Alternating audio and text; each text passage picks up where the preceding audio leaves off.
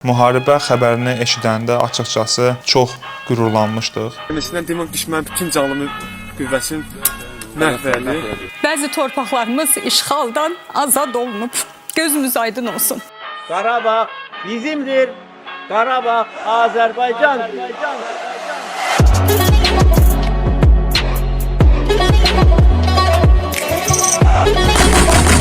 Mən Həsənov Namir 2020-ci il sentyabrın 27-sində Azərbaycanda Vətən müharibəsi başladı və mən də həmin savaşın, həmin döyüşün bir parçası idim. Döyüş əmri verildi və biz gecə saatlarında təxminən səhərə doğru artıq biz döyüş mövqeyinə doğru irəliləyirdik. Düşmən demək qalmır bu tərəfdə. Həqiqətən Bir dənə girmək qalıb ha. 2 saatdan çoxdur ki buradayıq.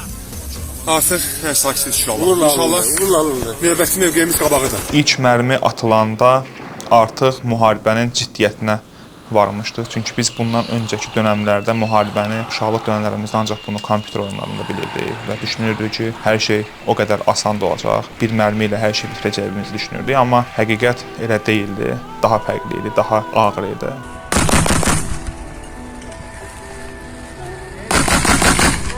Müharibənin ilk dəqiqələrində artıq mənim ən yaxın əsgər yoldaşım Paşayev Abdullah ilə mənim qollarımda şəhid oldu. Müharibənin başladığında heç ortalama 5 dəqiqə belə keçməmişdi. Və artıq onun ölümünü gördükdən sonra, onun şəhid olduğunu gördükdən sonra məsələnin ciddiyyətinə vardı.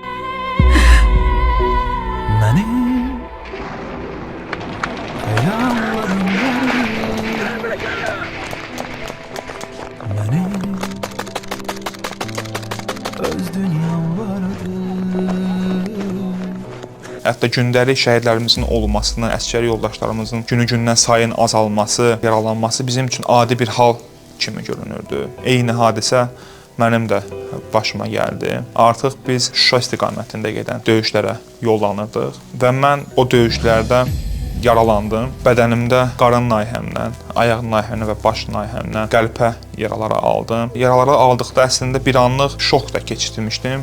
Artıq yəni döyüşə bilməyəcəyimin fərqində idim. Çünki qan axma, qan itirmə həqiqətən olduqca bizi güclən salırdı məni. Və mən xəstəxanaya təxliyə olundum. Çox çətinliklə təxliyə oldum. Hardasa 4-5 saat müddətində mən döyüş meydanında qaldım. Çünki həmin istiqamətdə olduqca ağır döyüşlər gedirdi. Təxliyə olunduqdan sonra xəstəxanada yatdım bir müddət və o xəstəxanada yatdığım dönəmlərdə də hər günüm, hər saatım əsgər yoldaşlarımı düşünməklə keçirdi. Mən düşünürdüm ki, onlarsız heç cürə məndə alınmayacaq. Hətta bir dönəmdə belə, yəni ailəmi belə unudub onları düşünməyə başlayırdım. Vay bizim qəhrəman oğlanlarımız, qəhrəman, qəhrəman. Gedirlər irəli düşmən üzərinə. Müalicəmi Elşən başa vurdum. Xəstəxanadan ayrılıb yenidən döyüş mövqeyinə qayıtmaq istəyirdim və bu dönəm 8 noyabr tarixinə təsadüf etmişdi. Əziz Şuşa, sən azadsan. Yatmışdım səhər saatlarında, gördüm hər kəs bayram eləyir. Bütün vətəndaşlar hamısı bizi alqışlayırlar xəstəxananın ətrafında.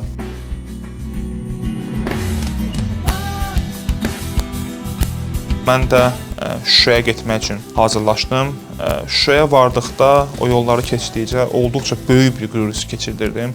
Həmçinin də sanki elə bir dönəm idi ki, yəni sağımı solumu görmürdüm. Sadəcə bir əsgər yoldaşlarıma çatmaq, onlarla bir yerdə olmaq istəyirdim. Və orada çatdıqda çox təəssüf ki, mən tam fərqli mənzərələr gördüm. Qoyub getdiyim uşaqlar ki vardı orada. Mən dönəndə artıq heç bir həyatda yox idilər. Mütləq əksəriyyəti həyatını itirmişdi. Və bu hal mənə olduqca depressiv bir vəziyyət yarandı. Düzdür, hətta həmin dönəmdə belə mən biraz o vəziyyətə alışdım, amma müharibədən döndükdən sonra, artıq xidmət bitdikdən sonra mən Bakıya qayıdanda normal həyata dönəndə mənə çox ağır gəlirdi olduqca. Mən düşünürdüm ki, çox depressiv bir vəziyyət yaşadım və bu dönəmdə sanki bir quyunun dibində idim və mənə bir əl uzadıldı. Azərbaycan dövləti və Türkiyə dövləti mənə əl uzatdılar və mənə təhsil almaq üçün mənə bir fürsət yaratdılar. Çünki mən müharibədən öncəki dönəmdə də Türkiyəyə təhsil alırdım və yarıda buraxmışdım mən təhsilimi. Və bundan sonra isə dediyim kimi təhsilimə başladım. Təhsil proqramında da mənə bütün hər şey dövlət tərəfindən tam dəstək olunmuşdu. İstər mənim orada giriş xərclərim olsun, yol xərclərim olsun, kirayə pulum olsun, orada təhsil haqqı ödənişlərim olsun. Hamısı qarşılandı və mən 4 il müddətində təhsilimi başa vurdum çox yüksək nəticələrlə. Hətta bunu da qeyd qeyd edeyim, mən hərbi xidmətdən öncə belə xarici təhsil üzrə mütəxəssis kimi çalışırdım. Sadəcə professional formada çalışmırdı. Dostlarımla maraqlanırdım. Onlar üçün misal üçün müraciət edirdim universitetə.